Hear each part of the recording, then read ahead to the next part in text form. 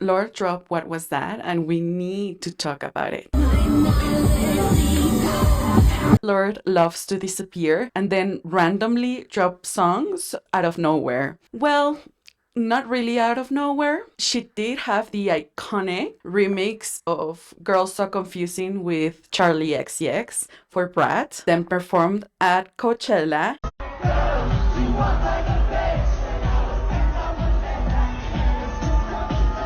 And then, boom, a cryptic TikTok to promote a new single. Mind you, TikTok, the platform that she once had this, was now her opening promo. The song is sad, messy, brilliant. It's peak Lorde. What is this new song really about? Lorde just released What Was That? And What Was That by Lorde is about her breaking up with Marina Abramovich's work has really influenced. Let's rewind a little bit. After Melodrama, expectations for Lorde were high. She came back with Solar Power, introspective, yes, but it kind of alienated her fans. Her previous albums resonated with them because they could see themselves in the messy, chaotic introspection of them. They could dance to their danceable sounds. But in the midst of a pandemic, Solar Power landed to an audience that did not have the capital to just up and leave society and visit Antarctica and explore an introspective solipsism, which is what Lorde did in Solar Power. The aesthetics and the motifs of the album seemed too banal for the people who were being let go of their jobs and forced to stay inside. However, Solar Power was loved by the critics. Enemy called it a dazzling hat trick for a master of her craft. The critics saw beyond the aesthetics and heard a daring Lorde that explored new themes and music genres. She had departed from her characteristic synth pop sound and added a bit of a folk and psychedelic pop soundscapes. The album's prominent use of guitar riffs instead of synths and heavy melodies almost made me think of a modern Bob Dylan-esque album. The album was just as introspective as her other two, but the narrative of her previous two albums was rooted in interpersonal relationships intertwined with a kind of social commentary that made Lorde unique. Solar Power set our hero in a battle against external forces. Nothing our hero, Lorde, could do would change her reality. The pandemic and climate change was completely out of Lorde's hands. There was no green light song that we could dance to make us feel better about those issues because really we couldn't change anything. I still would argue that behind the veneer of self-help and healing, we saw a deeply lost and sad Lorde trying to make sense of a new situation that was kind of senseless. Getting high at the nail salon was a poignant metaphor to underscore the nihilistic stance one could take while facing insurmountable challenges. A few years later, after dropping her Misunderstood album, enter her collaboration with Charli XCX. Lorde joined her for the remix of Girls So Confusing. The song was an introduction as to what had been going on in Lorde's life. She conveyed a raw message in a very danceable track. It confronted Lorde with her public persona that bled into her private life. In Girls So Confusing, Charli narrated how her persona was in fact very confusing, not only to the public but to her. In a way, Charli was able to grasp Lorde's internal turmoil without actually seeing what was making her so protective of her vulnerabilities. With her lyrics, Charli unveiled a struggling Lorde deep in depression. For example, you always say, let's go out. So we go out at a restaurant. Sometimes it feels a bit awkward. To Charli, that was very confusing to her. But now, knowing the behind the scenes, knowing that Lorde was struggling mentally and not as present as she might have used to be before, it shows us the tension between wanting to socialize and get out of our heads while at the same time battling the demons in our own head. To an outsider perspective, to someone like Charlie, not privy to Lorde's like twisting yarns of tangled up thoughts and feelings in one's brain, the external experience might come off as aloof and make you wonder if you are actually hated by that person. But then Charlie did something very peculiar. She said, I think I know what you feel. She was signaling to Lorde that whatever she was going through, she was not going through it alone, that there was someone out there that, in fact, might be going through the same things.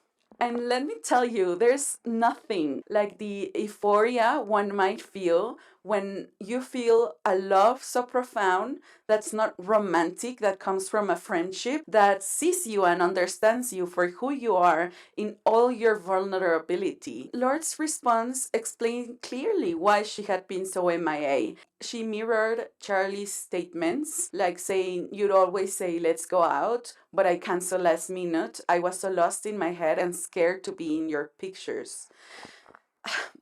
It was so beautiful because it was a clear, concise response to a very confused Charlie, who told her, I think I know what you're feeling, but you're not telling me anything. And in fact, she told her I was just so in my mind, and my mind was a tangled mess of emotions. I didn't want to see me in the pictures, feeling scared to be seen or go out with people who seem to not be dealing with the same issues as you. I've been at war with my body and I've tried to starve myself thinner and I gain all the weight back. It's just, it's one of those lines that makes Lorde really a like a poet of our times, because she conveys a very personal experience during a time when we are facing these issues of the body discourse is changing and we're going back to a thinner body, a body that is less attainable, and many of us are feeling this way. So Lorde speaks to an audience that universally understand her, but she comes from a very personal, raw experience. In a way, Girls So Confusing, the remix, was Lorde's soft launching her new era. She will continue her introspective lyrical approach, but then marrying it to a more techno-y, synth poppy sound, more akin to Brat and Melodrama. So now let's get into What Was That? In What Was That, we can hear almost like echoes of melodrama rippling through the sounds. And the track starts very low key, looping a few notes and with very minimal variations, and then adding a few little chords. There is a little bit of distortion to the notes. It's quiet but upbeat. Then it strings along a melody that will later in the track be layering a lot more sounds. Above that introductory like loop, Lorde starts to sing. A place in the city, a chair and a bed, I cover all mirrors. Can see myself yet, I wear smoke like a waiting veil. Ugh. Lorde paints such vivid pictures and moods with very little words. Lorde's songwriting has the ability to paint a moment in time with just a few words to convey a universal vibe. Her words here create a heartbreaking, atmospheric vibe of sadness and depression. She says, make a meal that I won't eat, step out on the street alone in a sea. It comes over me. We're introduced to another tension in her analogy. We see the bed and the chair, a place that's alone inside, cover up, not seeing yourself in the mirror, and then the tension of going outside and see a lot of people and yet feeling lonely. If we go back to the line of I wear smoke like a wedding veil, I think this line can be interpreted in two meanings. The obvious one, of course, is that she's covered in smoke, either from vaping or actually smoking. And I think that's a very common action that one does while going through certain EDs. But smoke here can also be an analogy of hiding oneself, being elusive, hiding behind a veil where the world can see you, but not actually discern the details or the precise emotions you're going through. It reminds me again of Girls So Confusing. Her aura is intentionally smoked out, blurred, covered up in a veil, and it's a cover up, like a veil that a bride would wear to cover up herself from being seen by the groom. It's like a layer of protection from an emotionally wounded Lord. Now, let's talk about nostalgia. The pre chorus hints as to why Lorde is in this deep of a depression. She sings, I miss you, I miss the things that we used to do. I'm missing you. Almost as if Lorde cannot figure out herself in this era. She could clearly see and understand herself before, but not anymore. I heard some fan theories speculating one or two love interests in Lorde's life, of fans saying she's talking about her fans, etc. I heard some fan theories saying, oh, we finally got a Lorde that left behind the weed and is back on her MDMA-ish. And I have to say, I don't think she's actually hinting to being back on her MDMA era.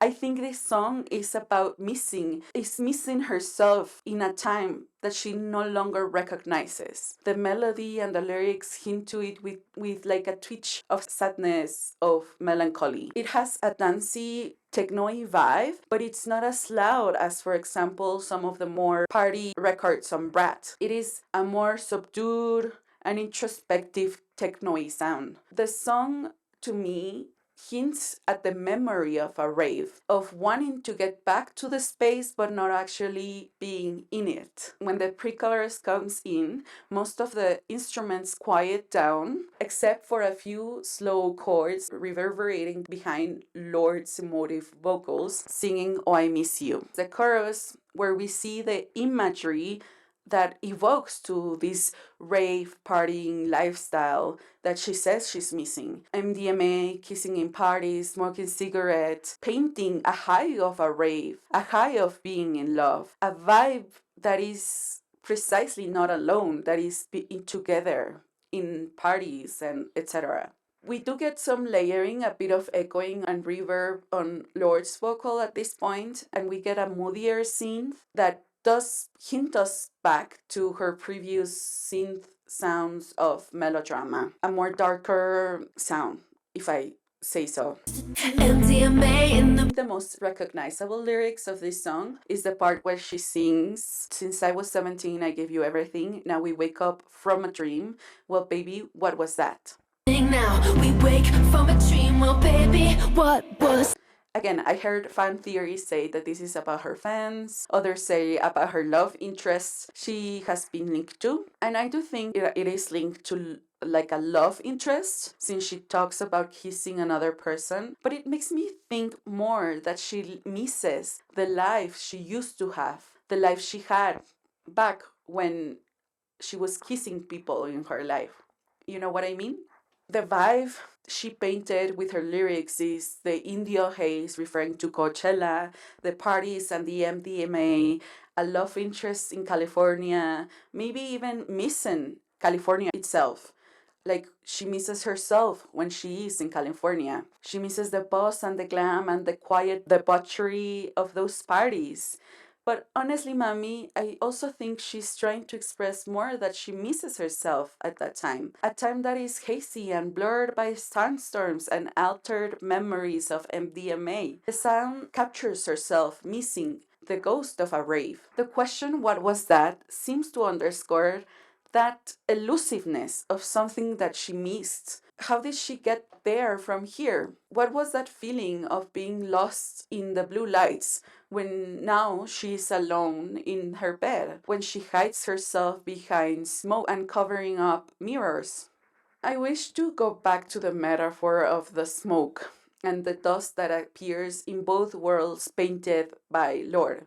On one hand, we see Lorde using the wedding veil and smoke as a shield to isolate herself from the world. But then in this other painting, we see a study of the haze of Indio and the sandstorms that emphasizes the haziness that comes with partying and being present and surrounded by people and raves, of not being alone, the haze of a blurry memory on MDMA. As the song progresses, the layers of instruments increase and decrease, signaling at her ambivalent feelings. We get layers of Lorde's vocal, of the looping notes, of chords. On the post chorus, we finally hear our first drum beat. There is like a kick that to me almost emulated like a heartbeat, and a snare that sounded almost like wet.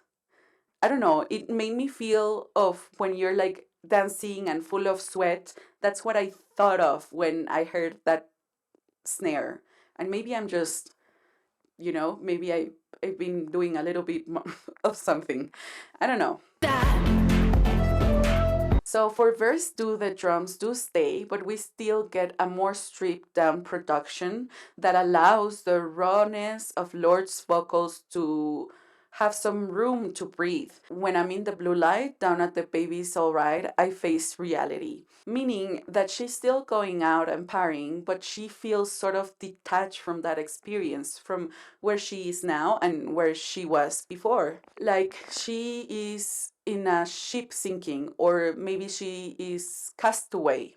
The pre-chorus then add the layer back of the synths and vocals, and on this part on the video we see Lorde trying to climb out of a hole in the street. I think you call it like a manhole. And then she surfaces, like she finally is able to take a deep breath. And as she surfaces, the production does increase. She starts to like finally party with her fans. It's like she's reclaiming that part of who she used to be, like finding herself in a rave. Almost like in order to be able to answer the question, what was that? She needs to relive that time again. She needs to set herself in a rave emotion or something like that. Anyways, I might be just talking out of my ass. I don't know. Let me know what you think. Do you like my analysis? My name is Frenetica. I talk about everything from fan theories to politics in art and BTS and fandom and whatever the heck I like. So if you like, please subscribe. It honestly means the world to me. Please like the video and share it. And remember to be excellent to one another. Oh, and by the way, I'm so excited for the album. I want to hear it now. So now, yeah, be excellent to one another.